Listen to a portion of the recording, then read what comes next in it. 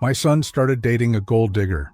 On the day we were introduced, she left and forgot her phone. Out of intuition, I picked it up and found something terrible in the search bar. I called my son 26 times and he didn't answer. I went there and was in shock. 25 police officers. Subscribe to the channel for more stories like this and comment the city you're watching from. I never thought a simple family dinner could change everything. At 64, I believed I had seen enough of life to trust my instincts, but that Thursday evening proved me wrong in the most terrifying way possible. My son Samuel had been dating Sadie for about 3 months, and he finally wanted me to meet her. I was excited, honestly. At 28, Samuel had always been picky about relationships, so when he called me with genuine enthusiasm in his voice, saying he had found the one, I felt hopeful. Maybe my boy had finally found happiness. I spent the entire afternoon preparing dinner. Samuel's favorite pot roast, mashed potatoes with extra butter, just like his mother used to make them, and green beans from my own garden. The dining room table was set with my best china, the good silverware that only came out for special occasions. I even bought flowers for the centerpiece.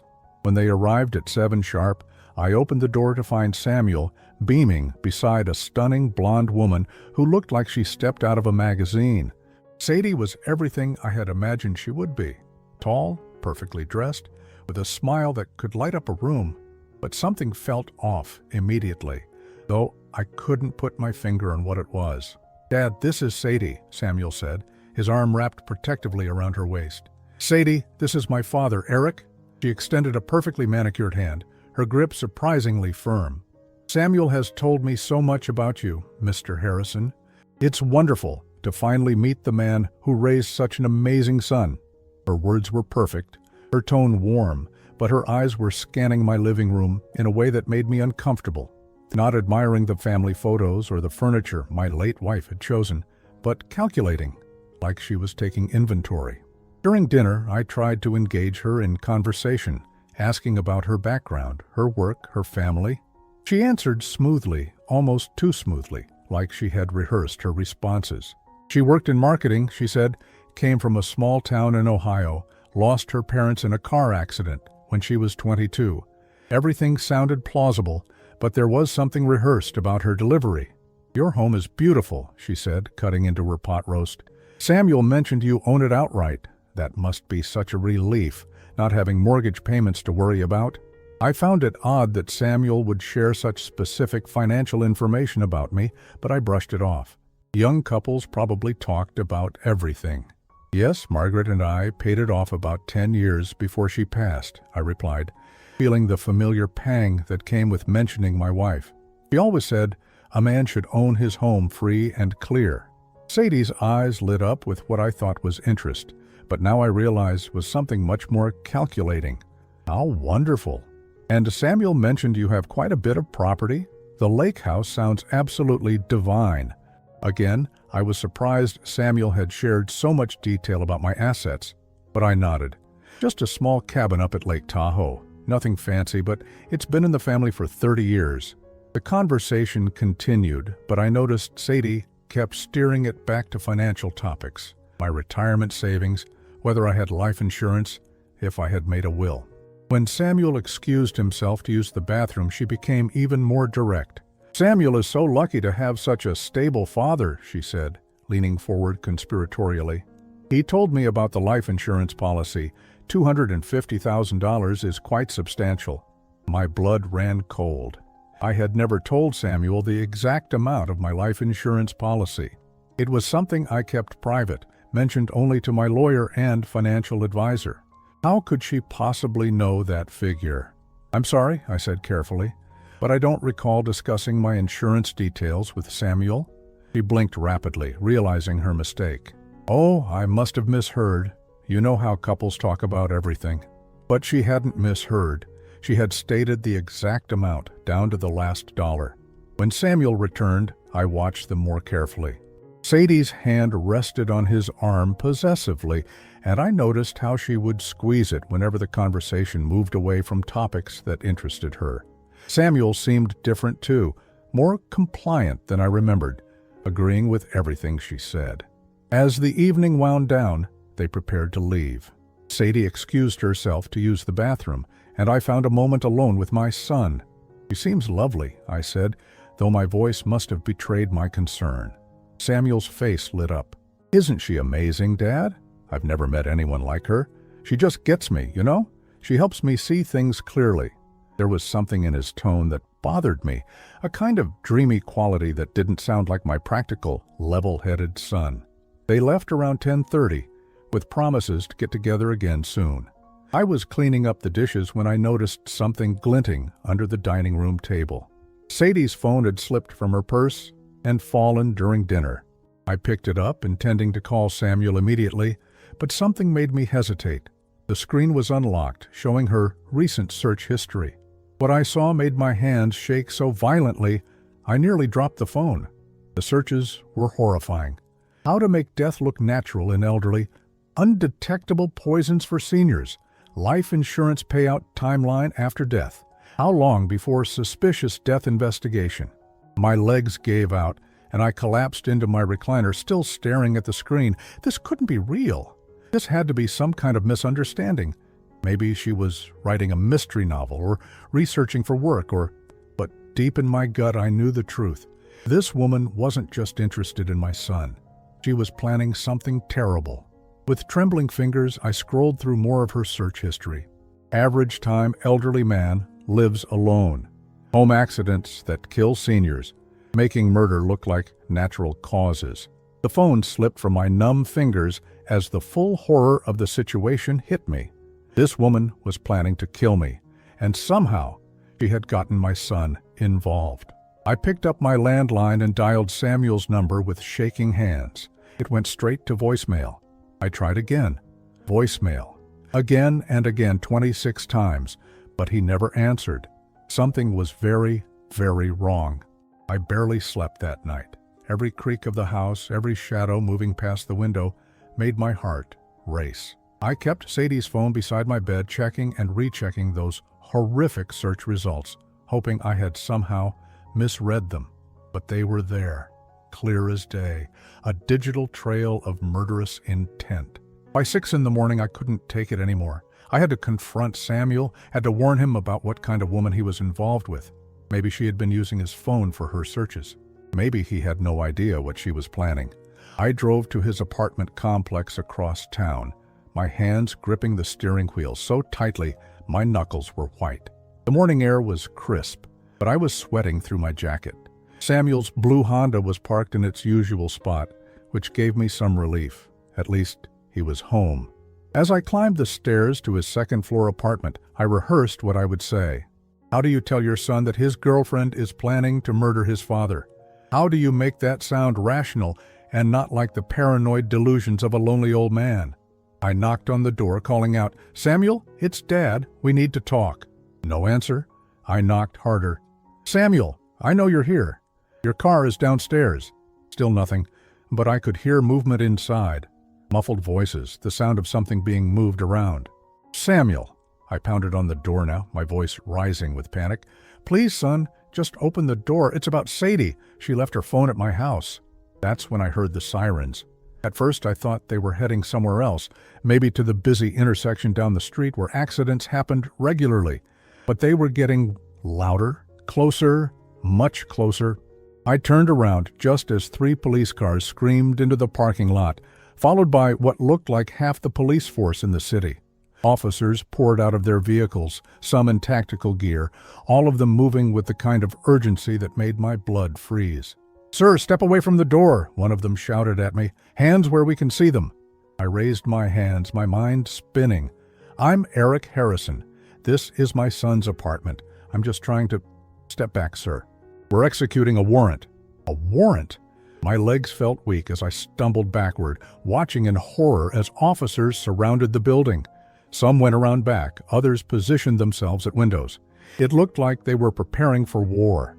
The officer in charge, a stern-faced woman with sergeant's stripes, approached me. "Are you Eric Harrison, age 64, residing at 423 Maple Street?" "Yes, but I don't understand." "Sir, we need you to move to a safe distance. We're executing arrest warrants for Samuel Harrison and Sadie Mitchell." Arrest warrants. The words hit me like a physical blow. Arrest warrants for what? The sergeant's expression was grim. Conspiracy to commit murder. Your murder, specifically. The world tilted sideways. I grabbed onto the stair railing to keep from falling as the officer continued speaking, but her words sounded like they were coming from underwater. Murder conspiracy. My son. My own son. That's impossible, I whispered. Samuel would never... He's my son. He loves me. The sergeant's face softened slightly. Sir, I know this is difficult, but we have evidence of a plot to kill you for insurance money. Detailed plans, financial records, and recorded conversations between the suspects. Recorded conversations. They had been listening. Samuel and Sadie had been planning my murder, and the police had evidence. I watched in numb shock as officers broke down the apartment door with a battering ram. Shouts erupted from inside. "Police, get on the ground!" followed by the sounds of a struggle. They brought Samuel out first, his hands cuffed behind his back, his face pale and defiant. When he saw me standing there, something flickered in his eyes. Not remorse or shame, but anger, like I was the one who had done something wrong. "Dad," he called out as they walked him toward a police car. "You don't understand." She explained everything to me. "You've been holding me back my whole life." Holding him back? I stared at my son, this stranger wearing my boy's face, and felt something break inside my chest. Sadie came out next, and the transformation was stunning. Gone was the sweet, charming woman from dinner. Her face was twisted with rage, her perfectly styled hair disheveled, makeup smeared. She was screaming obscenities at the officers, at Samuel, at me. "Oh, this is all your fault, you old fool!" she shrieked as they pushed her toward another patrol car. "He was finally ready to live his own life, and you ruined everything." The sergeant walked over to me, her expression sympathetic. "Mr. Harrison, we've been investigating Miss Mitchell for several weeks. She's done this before in 2 other states. She targets men with wealthy, elderly fathers, manipulates them into believing their fathers are obstacles to their happiness and financial freedom." My voice came out as a croak. "How long?" "We believe she's been working on your son for approximately 6 weeks before they started dating. She researched your family extensively, learned your routines, your assets, even got copies of your financial records through a contact at your bank. 6 weeks. She had been studying me like a lab rat for 6 weeks before Samuel ever met her. The plan was to make your death look like a home accident," the sergeant continued. "A fall down the stairs or a gas leak, something that would appear natural for a man your age, living alone. Your son was convinced that you were deliberately preventing him from accessing his inheritance, that you were selfishly hoarding money he deserved. I thought about Samuel's recent complaints about money, his comments about how unfair it was that I lived so comfortably while he struggled with student loans and rent. I had attributed it to normal young adult stress, never imagining it was being weaponized against me. But how could he believe I would do that? I asked. I've always supported him. I paid for his college, helped him with his car payments when he was starting out." The sergeant shook her head sadly. "These people are experts at psychological manipulation, sir. They isolate their targets from their support systems, then gradually convince them that their problems are caused by the very people who love them most." As they drove away with my son and his accomplice, I stood in that parking lot feeling more alone than I had since my wife died. 25 police officers had just arrested my only child for planning to murder me. The betrayal was so complete, so devastating, that I couldn't even cry.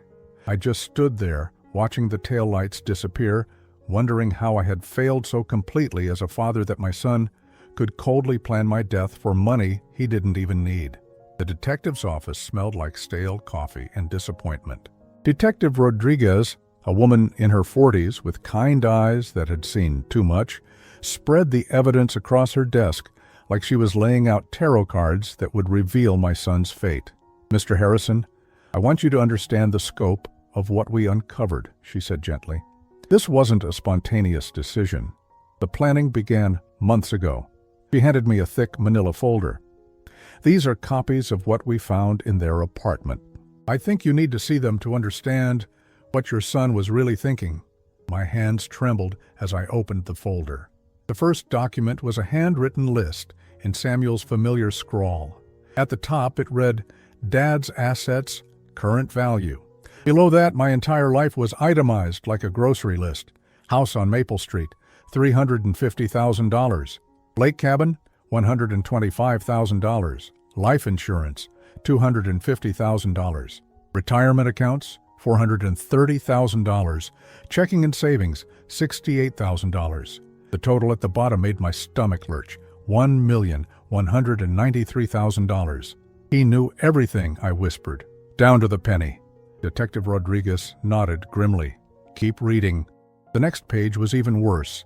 It was titled Timeline for Independence and laid out a month-by-month plan for my death and its aftermath. Month 1, establish closer relationship with Dad. Gain full access to house. Month 2, create appearance of Dad's declining mental state to neighbors. Month 3, execute plan during winter months when discovery would be delayed.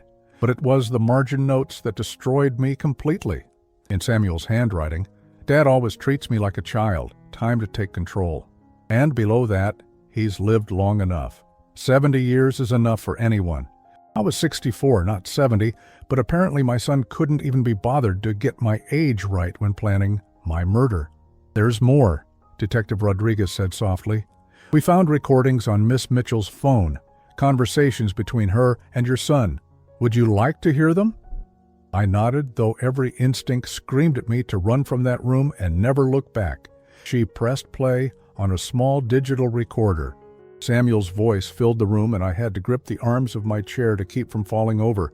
I talked to him about the insurance again, Samuel was saying. He got suspicious when I asked direct questions, but I think he just assumed I was worried about his health. Sadie's voice responded, sickeningly sweet even in this context. Good baby. We need to know exactly when the policy pays out and if there are any waiting periods for suspicious deaths. There aren't, Samuel replied matter-of-factly. I checked. As long as it's been active for more than 2 years, which it has, they pay regardless of cause of death. My son had researched the terms of my life insurance policy like he was shopping for a car. What about the house? Sadie asked. That's the beauty of it. Samuel's voice carried enthusiasm that made me sick. He never updated his will after Mom died. Everything goes to me automatically. We could have the house on the market within weeks. I realized with growing horror that Samuel was right. I had been meaning to update my will for years, to include charitable donations and specific bequests, but I kept putting it off. In its current form, everything would indeed go to him. The recording continued, and each word was like a nail in the coffin of my relationship with my son. The old man is so predictable, Samuel said with a laugh that I didn't recognize. Every Tuesday he goes to the hardware store, every Friday to the grocery store. He comes home by the same route, parks in the same spot. It would be easy to make it look like he fell in the garage and hit his head. Are you sure you can go through with it? Sadie asked. I know he's your father. There was a long pause, and for a moment I hoped, prayed, that my son would show some hesitation, some trace of the boy I had raised. He's been dead to me for years, Samuel finally said, his voice cold and flat. All he does is sit in that house, hoarding money while I struggle. He could help me start a business, buy a house, actually live my life, but he's too selfish. He acts like he's going to live forever. I had to ask Detective Rodriguez to stop the recording. I couldn't breathe. This stranger talking about me with such casual cruelty couldn't be my son. The boy I had taught to ride a bike, helped with homework every night, cheered for at Little League games. When did I lose him? I asked out loud, not really expecting an answer. Detective Rodriguez leaned forward. Mr. Harrison, we believe Miss Mitchell specifically targeted Samuel because of his existing resentments. Our investigation shows he's been struggling financially for several years, making poor investment decisions, accumulating debt. He pulled out another document. Your son owes $47,000 in credit card debt, has defaulted on 2 personal loans, and recently had his car repossessed. He's been hiding all of this from you. $47,000. I had no idea. If Samuel had just asked me for help, I would have given it to him without question. Instead, he chose to plan my murder. The psychological profile suggests he felt entitled to your wealth and resentful that you weren't sharing it voluntarily, the detective continued. Miss Mitchell exploited these feelings, convincing him that you were deliberately withholding money that rightfully belonged to him. But I never refused him anything, I protested. When he needed help with college, I paid. When his car broke down, I helped him buy a new one. I've always been there for him. That's what makes this particularly tragic, she said. In Samuel's mind, your generosity became evidence of how much more you could have given him. Every time you helped him with hundreds of dollars, he started thinking about the thousands you still had. She showed me more evidence. Bank records showing Samuel had been monitoring my accounts through online banking. Apparently, I had given him access years ago during a health scare and never removed it. Photos of my house that he had taken from multiple angles, including the basement stairs where he planned to stage my accident. Most devastating of all was a notebook where he had practiced writing what looked like a suicide note in my handwriting. I can't go on without Margaret. Samuel, please forgive me and live a good life with the money. He had planned not just to murder me, but to make it look like I had taken my own life out of grief for his mother. Your son was prepared to let you die, believing you were so depressed about your wife's death that you chose to end your own life, Detective Rodriguez said quietly. He was going to let the world think you were a man who gave up, rather than the victim of his greed. I stared at that forged suicide note until the words blurred together. This wasn't just about money. This was about erasing me completely, rewriting the story of my life to serve his purposes. I need to see him, I said suddenly. I need to talk to Samuel. Detective Rodriguez shook her head. Mr. Harrison, I don't think that's wise right now. Your son has shown no remorse. His lawyer has advised him not to speak to anyone, including you. Please, I begged. I need to understand how this happened. I need to know if there's any part of my son left in there. She studied my face for a long moment, then sighed. I'll see what I can arrange. But Eric, you need to prepare yourself. The young man in that cell isn't the son you remember. Miss Mitchell may have manipulated him, but the choices he made were his own. As I left the police station that day, I realized I wasn't just mourning the loss of my son to the legal system. I was mourning the discovery that the son I thought I knew had never really existed at all. The county jail visiting room was a sterile nightmare of fluorescent lights and scratched plexiglass. I sat in the hard plastic chair, my hands folded tightly in my lap, waiting for them to bring Samuel out. 3 days had passed since his arrest. 3 days of sleepless nights and unanswered questions that gnawed at my soul. When the door opened and Samuel walked in wearing an orange jumpsuit, I barely recognized him. Not because he looked different physically, but because the expression on his face was one I had never seen before. Cold, calculating, like he was trying to figure out how to use this meeting to his advantage. He sat down across from me and picked up the phone, his movements casual, almost bored. When I picked up my phone, his first words weren't an apology or an explanation. Dad, you need to get me a better lawyer. The public defender they assigned is incompetent. I stared at him through the glass, struggling to find my voice. Samuel, do you understand why you're here? He rolled his eyes, actually rolled his eyes, like I was asking a stupid question. Yeah, because Sadie's phone got us caught. If you hadn't snooped through her personal property, none of this would have happened. The casual way he said it, like I was the one who had done something wrong, made my blood run cold. Samuel, you were planning to kill me. Oh, please, Dad, don't be so dramatic. We were planning to help you have an accident. You're 64 years old, living alone in that big house. Accidents happen to people your age all the time. Help me have an accident. He said it like he was describing helping me move furniture. Why? The word came out as barely a whisper. Why would you want me dead? Samuel leaned back in his chair, his expression hardening. Because you're selfish, Dad. You sit in that house with over $1 million, living like some kind of miser while I'm drowning in debt. Do you know what it's like to work 2 jobs and still not be able to afford rent? Do you know what it's like to have your car repossessed because your father won't help you?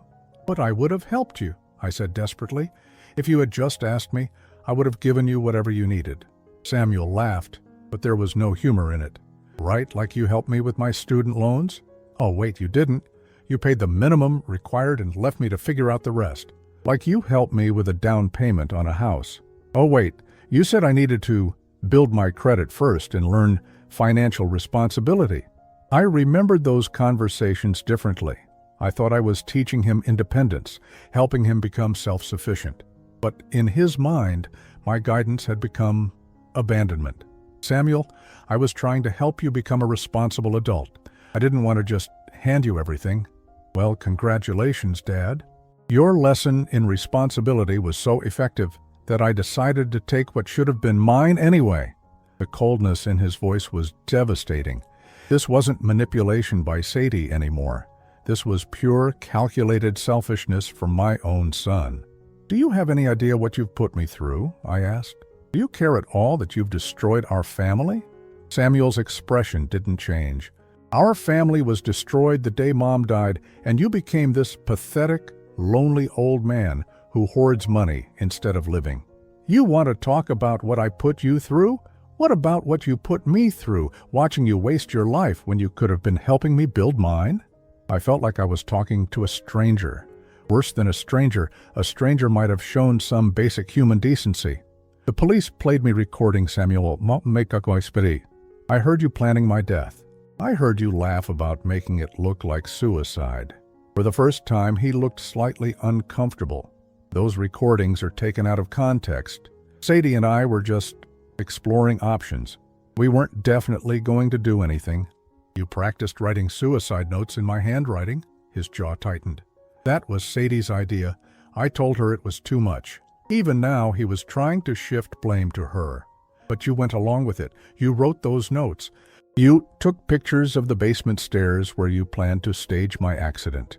Samuel was quiet for a long moment, and I hoped maybe I was finally getting through to him. Then he looked up with an expression that made my heart stop. Dad, you're going to die eventually anyway, probably within the next 10 or 15 years. All we were doing was moving up the timeline so the money could actually do some good while I'm young enough to enjoy it. The matter-of-fact way he said it hit me like a physical blow. My son had calculated my remaining lifespan and decided it was too long to wait for his inheritance. You were going to let me die thinking I committed suicide, I said quietly. You were going to let everyone believe I was so depressed about your mother that I couldn't go on living. Samuel shrugged. It would have been easier for everyone that way. Quick, clean, no drawn-out investigations. You would have looked peaceful. I had to put the phone down for a moment. The son sitting across from me had not only planned my murder, but had convinced himself it was an act of mercy. When I picked up the phone again, my voice was steady despite the tears streaming down my face.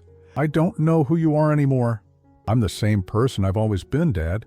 The difference is that now I'm not pretending to be grateful for your scraps anymore.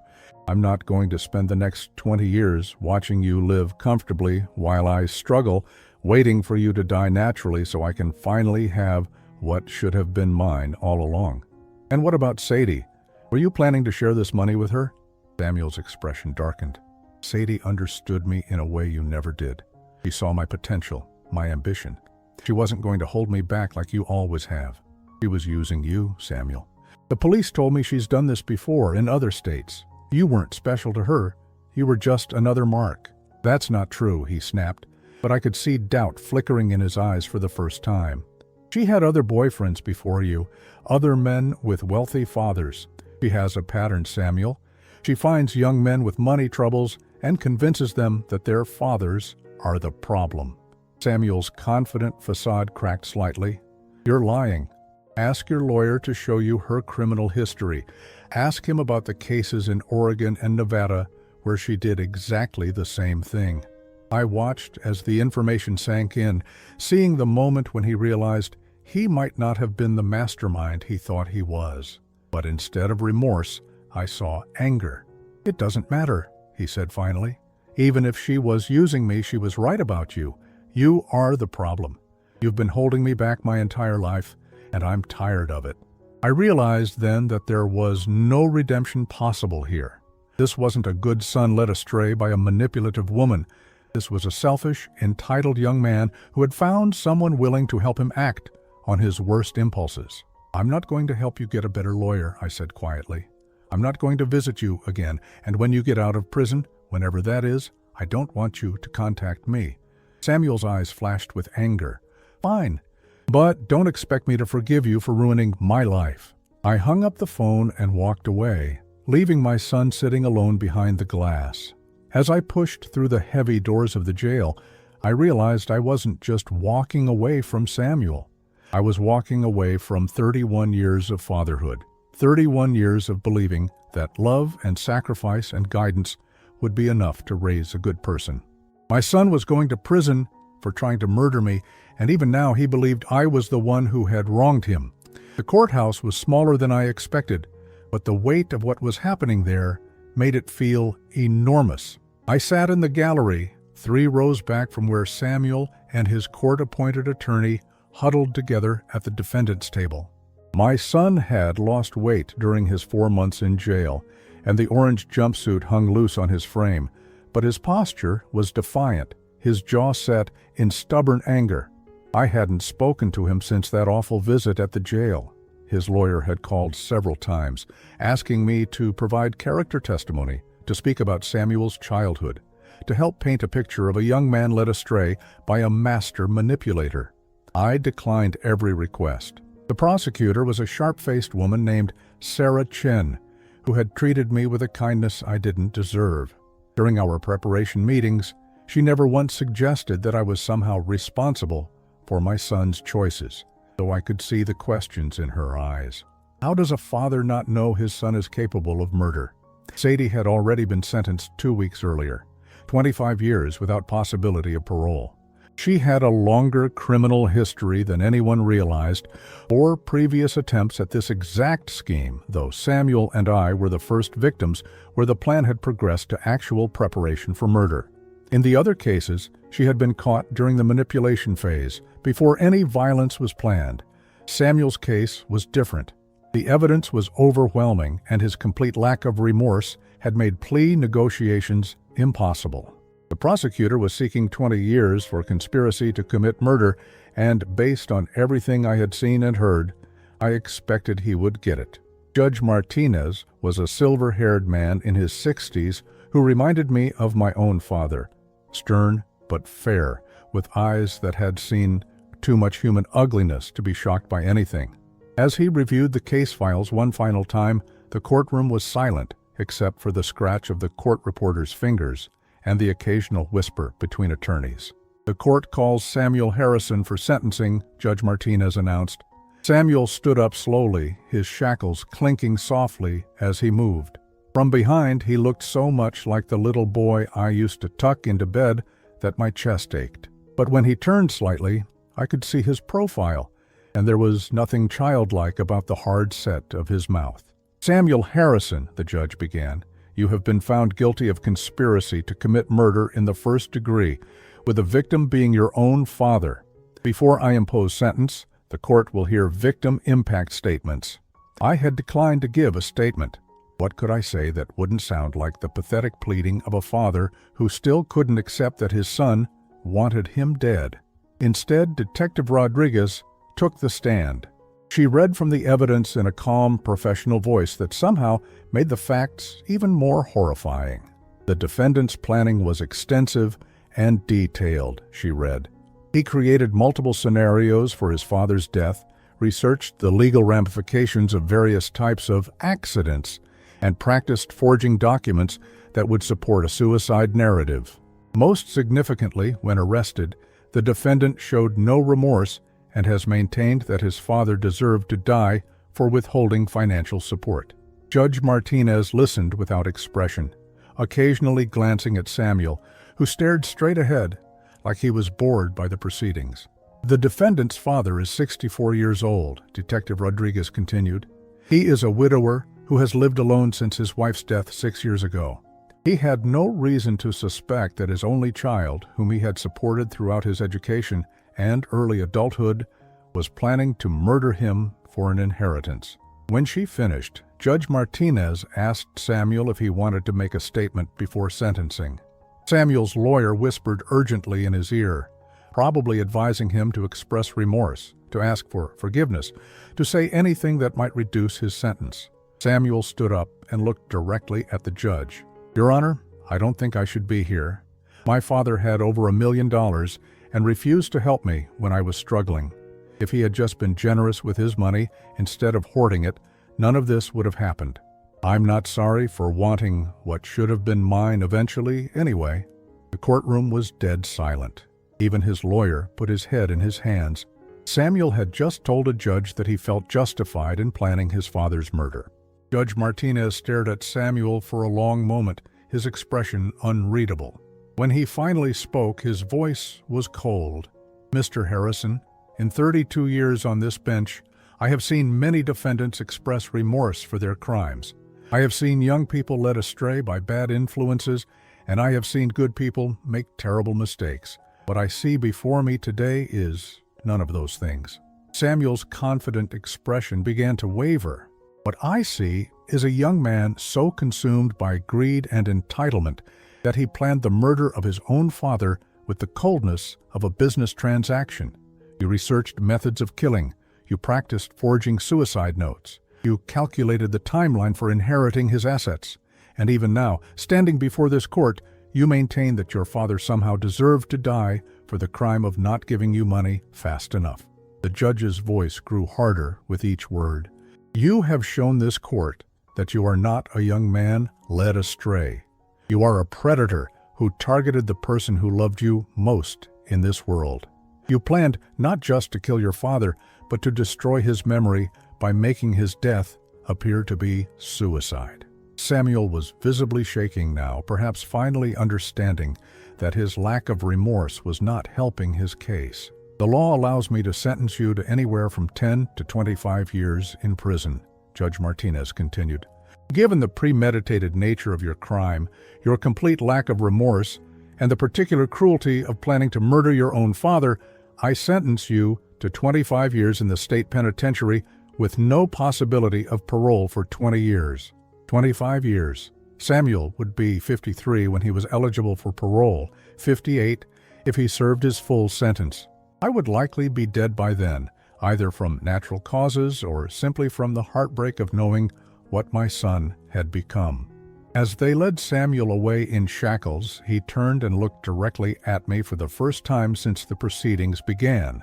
I expected to see anger, defiance, maybe even a flicker of the remorse he had never shown. Instead, I saw something worse: indifference. He looked at me like I was a stranger whose opinion meant nothing to him. After the courtroom cleared, I sat alone in the empty gallery, staring at the defendant's table, where my son had just been sentenced to spend the next 2 decades in prison. The prosecutor approached me gently. "Mr. Harrison, I know this wasn't easy. Is there anything you need?" I shook my head. "Can I ask you something? In all your years prosecuting criminals, have you ever seen someone show so little remorse for planning to murder a family member?" Sarah Chen sat down beside me, choosing her words carefully. "Eric, some people are broken in ways that can't be fixed. Your son didn't become this way overnight. This level of selfishness and entitlement develops over years. The fact that you didn't see it doesn't make you a bad father.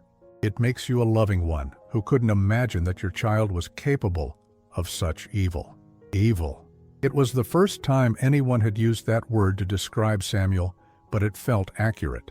Not misguided, not manipulated, not mentally ill. Evil. I drove home through streets that looked exactly the same as they had that morning, but everything felt different. I was no longer the father of a son who had made a terrible mistake. I was the father of a convicted murderer who had planned my death with the same attention to detail most people put into planning a vacation. That night, I sat in my kitchen, the same kitchen where I had discovered Sadie's phone and learned the truth about my son's intentions. I opened my laptop and began the process I had been dreading for months. I researched lawyers who specialized in estate planning and disinheritance. I looked up the legal requirements for removing someone from a will. I started the paperwork to ensure that Samuel would never inherit a single dollar from me, no matter how long he lived or how much time passed. If money was what he wanted badly enough to kill for, then money was the one thing he would never get from me.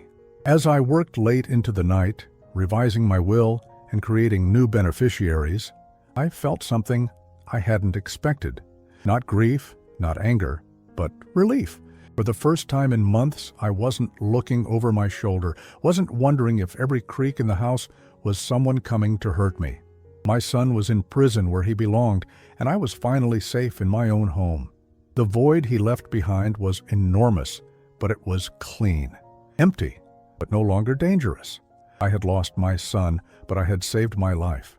2 years had passed since Samuel's sentencing, and I was surprised to discover that life could still hold unexpected joys. The man sitting across from me at Sunrise Manor's coffee shop was nothing like my son, not in appearance, not in character, and certainly not in the way he treated the people who cared about him.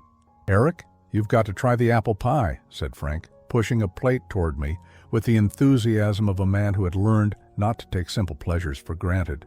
"Betty made it fresh this morning, and she gets offended if we don't eat it while it's still warm." Frank was 82, a retired teacher who had moved into Sunrise Manor after a stroke left him with limited mobility, but unlimited stories about 40 years in the classroom. He had become something I never expected to have again, a true friend. "Betty's going to make me gain 20 pounds, I protested, but I took the fork anyway. The pie was perfect, sweet, and tart with a crust that crumbled just right. I had started volunteering at Sunrise Manor 18 months ago, initially just looking for something to fill the empty hours. The house on Maple Street had felt too big and too quiet after everything that happened. I needed to be around people, but not people who knew my story, who looked at me with pity or curiosity about the son who had tried to kill me. At Sunrise Manor, I was just Eric, the volunteer who helped with activities and drove residents to medical appointments. Nobody asked about my family, and I didn't offer information.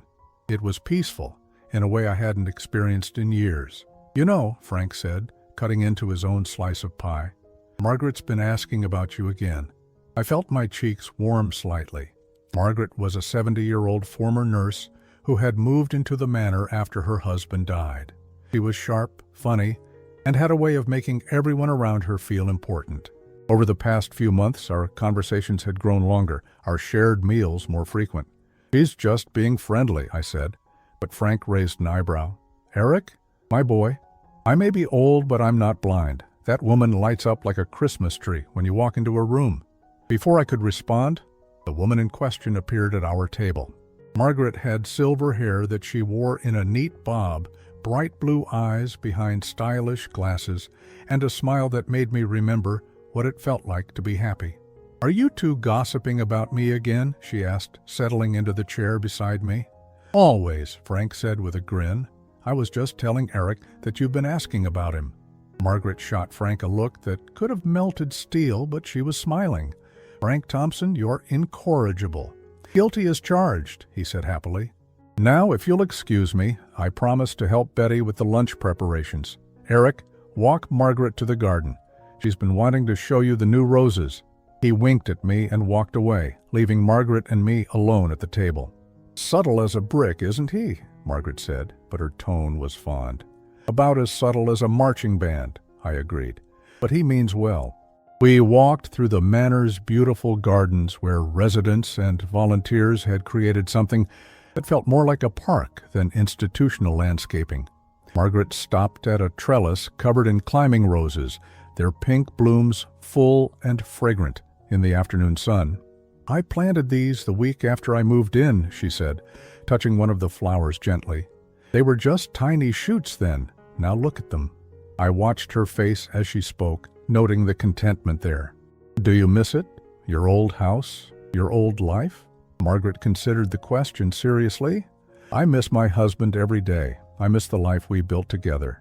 But I don't miss rattling around in that big house by myself, wondering if I was going to fall down the stairs and nobody would find me for days." Her honesty surprised me. Most people at the manor talked about their previous homes with nostalgic reverence, as if living independently was inherently superior to community living. "Here, I have friends," Margaret continued. "I have purpose. I help other residents. I teach knitting classes. I play piano for the Sunday services. I'm not just surviving anymore, I'm actually living."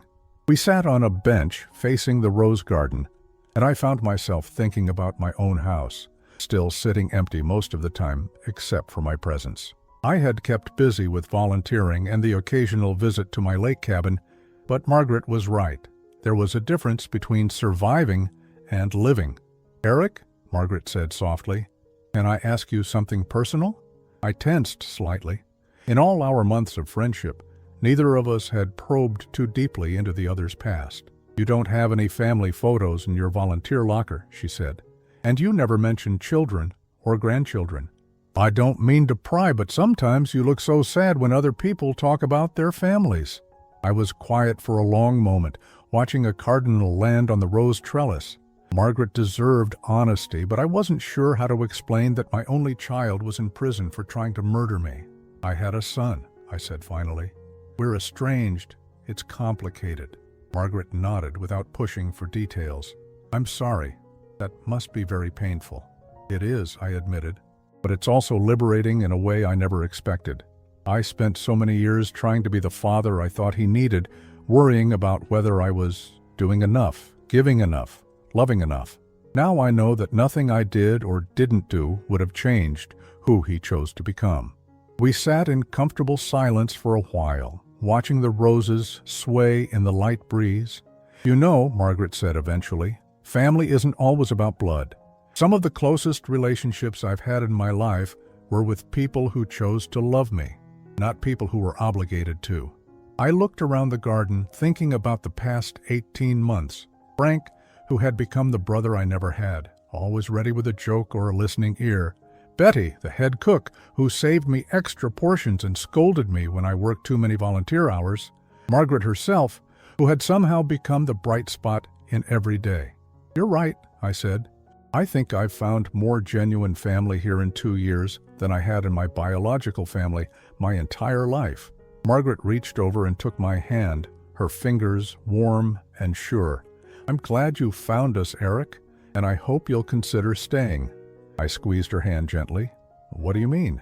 "Well," she said with a smile that made my heart skip, "there's a lovely 2-bedroom apartment opening up next month. It has a view of the garden and a kitchen big enough for 2 people who like to cook together." The suggestion hung in the air between us, full of possibility. 2 years ago, I would have said it was too soon, that I needed more time to heal from the betrayal. But sitting there with Margaret, surrounded by the family I had chosen and who had chosen me, I realized that healing didn't mean waiting for the pain to disappear. It meant building something beautiful, despite the scars. "I think I'd like that," I said, and meant it completely. 6 months later, Margaret and I hosted our first dinner party in our shared apartment. Frank was there, of course, along with Betty and her husband Joe, and 3 other couples from the manor. The dining room was filled with laughter and conversation, the kind of warm, genuine connection I had never experienced even in my previous life. As I looked around the table at these people who had become my family by choice, I felt something I hadn't experienced in years: complete peace. I wasn't wondering when someone would hurt me, or disappoint me, or demand something from me that I couldn't give. I wasn't trying to earn love or prove my worth. I was simply loved, and I loved in return, freely and without reservation. After our guests left, Margaret and I sat on our small balcony, watching the sunset paint the sky in shades of gold and pink. She was knitting a baby blanket for Betty's newest great-grandchild, and I was reading a novel that Frank had recommended. "Do you ever regret it?" Margaret asked suddenly. "Cutting ties completely with your son?" I thought about the question seriously.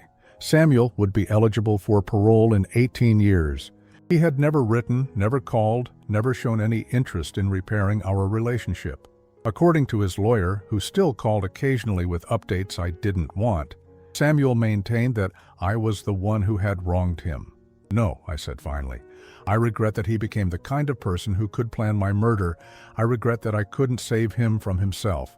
But I don't regret protecting myself from someone who wanted to hurt me, even if that someone was my son." Margaret nodded, her needles clicking softly in the evening air. "You've built a beautiful life, Eric. You've chosen love over bitterness, community over isolation. That takes tremendous courage." I reached over and took her free hand, marveling at how natural the gesture had become. 2 broken people who had found wholeness together, surrounded by a family that had chosen to love them.